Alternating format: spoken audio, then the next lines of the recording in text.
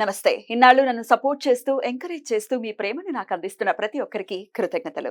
అలాగే ఈ వీడియో కూడా ఖచ్చితంగా మీకు ఉపయోగపడుతుంది. లైక్, షేర్ అండ్ సబ్స్క్రైబ్ చేసి మీ సపోర్ట్‌ని నాకు అందించండి. అలాగే ఈ వీడియో పట్ల మీకున్న అభిప్రాయాన్ని కామెంట్ సెక్షన్‌లో కామెంట్ చేసి తెలియజేయండి.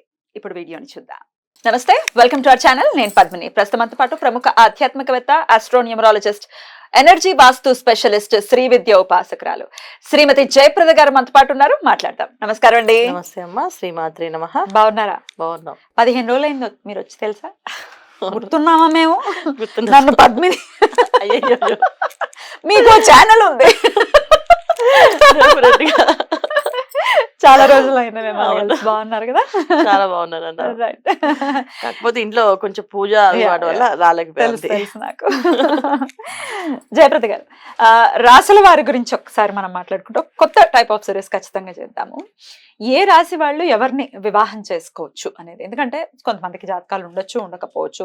ఒక్కొక్కసారి జాతక పొంతన కలిసిందండి, బోళ్ళు మనతో చూపించుకున్నాము, అయినప్పటికీ గొడవలు వస్తున్నాయని చెప్పే వాళ్ళు కూడా లేకపోలేరు. సో అసలు రాశి వారిగా చూసే పద్ధతి ఏమైనా ఉందా? ఏ రాశి వాళ్ళు ఎవరిని చేసుకోవాలి, ఎట్లాంటి జాగ్రత్తలు తీసుకోవాలి, ఈ విషయాలు మొత్తం అసలు 12 రాశులకి సంబంధించి ఒకసారి మీరు ఏమైనా చెప్పగలరా? తప్పకుండా చెప్తాం. ఎందుకంటే చాలా అవసరం కదా ఇప్పుడు కాలానికి చాలా అవసరమైనది. మనం జాతకము అంటే ఒకప్పుడు జాతకం అంటే పొంతన ప్లస్ నాడి, తర్వాత నక్షత్రం పద్ధతి ఇవన్నీ చూసుకుని చేసుకోవడం. ఎందుకంటే ఆరోగ్య సమస్యలు రాకుండానికి, సౌభాగ్యం బాగుండడానికి, భార్యాభర్త ఇద్దరు కలయిక ఉన్న ఆనందంగా ఉండడానికి, తర్వాత వాళ్ళకి సకాలంలో సంతానం, యోగాలు, అన్ని భోగాలు అన్ని అనుభవించడానికి బాగుండాలని చూసేవాళ్ళు లెక్కలు. కానీ ఆ రోజుల్లో చూసే పద్ధతి వేరు, ఈ రోజుల పద్ధతి వేరు. ఆ రోజుల్లో ఏంటంటే మనస్తత్వం ఎలా ఉన్నా అవసరం లేదు, కుటుంబం మంచిది అని అంటే ఆ ఇంట్లో వివాహం చేయడానికి సిద్ధపడేవాళ్ళు. సో అలా చేసుకుని నేను నేర్పించండి. చిన్నప్పుడు మా 40 ఏళ్ళ కిందట మేము మాకు చిన్నప్పుడు ఏం నేర్పించండి, నాన్న నువ్వు ఇప్పుడు ఏమైనా చేసుకో, అత్తగారింటికి వెళ్ళాక మీ అత్తగారు ఏం చెప్తా చేయాలి, మీ ఆయన ఏం చెప్తా చేయాలి, చక్కగా అలా నేర్పించేవాళ్ళు. అదే చెప్పేవాళ్ళు. మనం ఎన్ని ఆటలాడినా, ఎన్ని బంతి పాట పాడినా, మేము ఏం చేసినా మీకు అన్ని జరుగుతాయమ్మా, అత్తగారింట్లో మాత్రం మీ అత్తగారు వాళ్ళు ఏం చెప్తే అది చేయాలి అని చెప్తూ ఉండేవాళ్ళు. ఆ మైండ్ లో ఆ ఒక సీడ్ వేయడం వల్ల మనకి ఎప్పుడు కొన్నా కరెక్టే, అత్తగారింటి దగ్గర మన మార్పు ఈ మార్పు అనేది అలవాటు అయిపోయింది. ఖచ్చితంగా మారేవాళ్ళు. కానీ ఇవాళ అలా ఎవరు చెప్పట్లేదు, అలా ఎవరు పెంచట్లేదు. ఒకళ్ళని ఇద్దరిని బోళ్ళంత గారాబంతో పెంచుతున్నాము, ఇండిపెండెంట్ గా పెంచుతున్నాము, సమానత్వంగా ఉండాలనుకుంటున్నాం. తప్పేం కాదు. కానీ అవతల వాళ్ళకి ఇవ్వాల్సినటువంటి వాల్యూ ఇవ్వాలి, రిలేషన్ కి ముందుగా వాల్యూ ఇవ్వాలి. 100% తప్పు కాదు, అలాగని కరెక్ట్ గాని కాదు. ఎందుకు అంటే అది ఒక విధంగా మనకి వాళ్ళ శాపాలుగా మారిపోయి, పిల్లలు పెద్దవాళ్ళే బాగా మెచ్యూర్ అని కొంచెం వాళ్ళు మెచ్యూర్గా పెంచుదాం అనుకుంటే వాళ్ళు ఇంకొంచెం మెచ్యూర్డ్ అయిపోయి మన్నే దమాయించే తత్వానికి వచ్చేసింది. అందువల్ల కొన్ని మిస్టేక్స్ ఉన్నాయి. అందుకని ఇప్పుడు మనం ఈ రాశి తత్వాలు చూసుకోకపోతే ఏమవుతుందంటే, ఇవాళ రోజున పిల్లలు వివాహం అంటే ఒకసారి ముడిపడితే ఇంకా లైఫ్ లాంగ్ అంతే. అది మంచివాడైనా చెడ్డవాడైనా మన ప్రారంభ కర్మ ఎలా ఉంటే అలాగే వస్తుందని చెప్పి మన పెద్దవాళ్ళు చెప్పేస్తారు, అలాగే ఉండేవాళ్ళు. ఇవాళ అడ్జస్ట్ అవ్వట్లేదు. ప్రారంభ కర్మలో అవన్నీ తీసి పక్కన పడేసి, నాకు వాళ్ళ మైండ్ సెట్ నాకు నచ్చలేదు, వాళ్ళ మనసుతో నచ్చలేదు తీసేసి మళ్ళీ డివోర్స్ తీసుకుంటున్నారు, ఇంకో వివాహానికి ఈజీగా వెళ్ళిపోతున్నారు.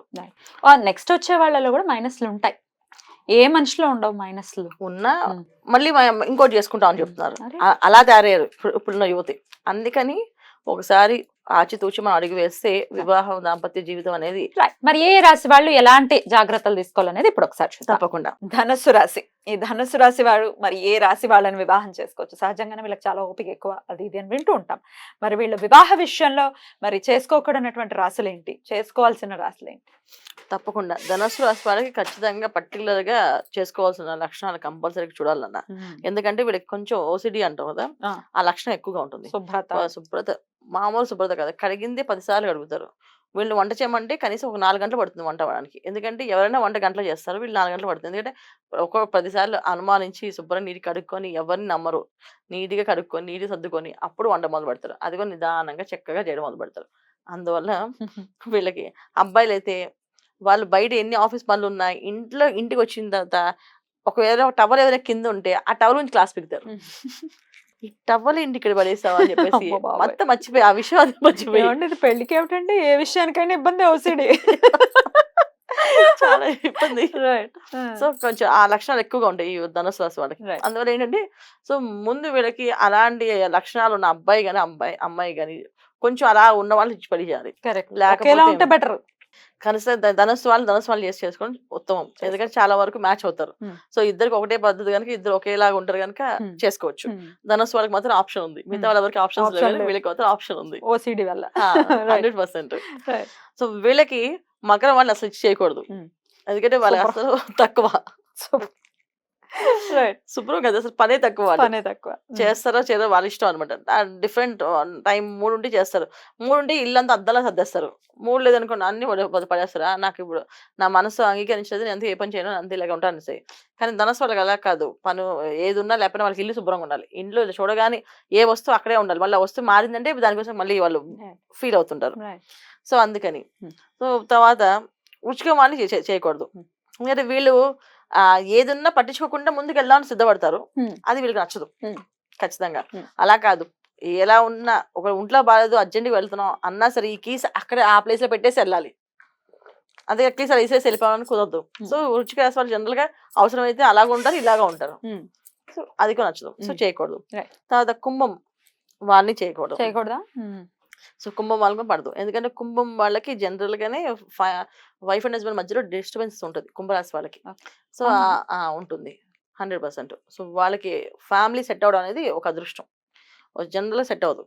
అందుకని వీళ్ళకి ధనస్సు వాళ్ళు ఇచ్చేసాం అనుకోరా, వీళ్ళ శుభ్రతకి వాళ్ళ అమ్మ వాళ్ళ కాదని చెప్పి వదిలేస్తారు.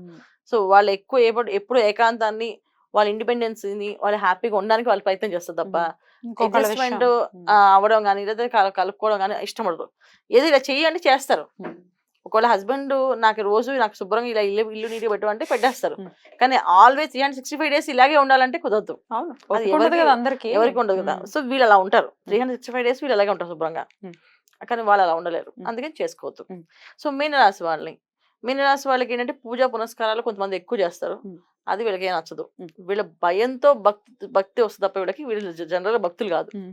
ధనుసు రాశి వాళ్ళు వాళ్ళకి ఏదైనా దెబ్బ తగిలి అమ్మో మళ్ళీ నాకు ఈ దెబ్బ తగలకుండా దేవుడు దండపెట్టుకుంటారు. వీళ్ళు అమ్మో గురువు రాశి అయినప్పటికీ భక్తి ఉండదు. 100% ఉండదు. సో ఉందంటే 10% ఎవరో ఒకరు ఇద్దరు ఉంటారేమో కానీ జనరల్ గా అయితే ఎవరికి ఉండదు. సో వాళ్ళు ఏంటంటే ప్రాక్టికల్ గా ఇల్లు శుభ్రంగా ఉంటే పొద్దున్న లేచి ఇంట్లోనే శుభ్ర సదనంలో ప్రయారిటీ, ఇల్లు అందంగా పెట్టుకోవడంలో ప్రయారిటీ, తర్వాత వంట చేసుకుని తినడంలో ప్రయారిటీ. సో అన్ని విషయాల్లో ఉంటాయి తప్ప భక్తి విషయంలో ఉండదు. భక్తి ఎప్పుడు ఉంటుందంటే వీళ్ళకి ఒక గట్టిగా దెబ్బ తగులుతాయి. అమ్మో పిల్లల కోసమో, సో హస్బెండ్ కి ఏదైనా ఇబ్బంది వచ్చినా అప్పుడు వీళ్ళు కొంచెం ఏ దేవత ఆరాధన చేస్తే బాగుంటుందని చెప్పి దండం పెట్టుకుంటారు. అదర్వైజ్ ఉండదు. అందుకని చేసుకోవద్దు. కలిసి వచ్చే రాశులు అండి ధనస్సు వాళ్ళని చేసుకోవచ్చు. అదే కర్కాటక రాశి వాళ్ళు. ఎందుకంటే కర్కాటక రాశి వాళ్ళు ఏ విషయాన్ని ఎలాగైనా మోల్డ్ అవుతారు. వీళ్ళు శుభ్రం ఎక్కువ శుభ్రంగా చేయడానికి సిద్ధపడడానికి వాళ్ళు సెట్ అవుతారు. సో కర్కాటక రాశి వాళ్ళని చేసుకోవచ్చు వీళ్ళు హ్యాపీగా. అది వీళ్ళకి సెట్ అవుతుంది బ్రహ్మాండంగా. తర్వాత మేష రాశి వాళ్ళని చేసుకోవచ్చు. బ్యూటిఫుల్. చాలా అద్భుతంగా వివరించారు. డెఫినెట్ గా ఈ జాగ్రత్తలు తీసుకుంటూ ఒకవేళ ఇప్పుడు పెళ్లి చేసుకునే వాళ్ళైతే ఈ విషయాన్ని డెఫినెట్ గా కన్సిడర్ చేసుకుని వివాహ పొంతల విషయంలో దీన్ని కూడా కన్సిడర్ చేసుకుంటే బెటర్ లైఫ్ ఉంటుంది. 100%. రైట్ అండి, చాలా చక్కగా వివరించారు. ఇక నెక్స్ట్ ఎపిసోడ్ లో మకర రాశి గురించి మాట్లాడుకుందాం. థ్యాంక్ యూ అండి. నమస్తే. నమస్తే. శ్రీమాత్రే నమః.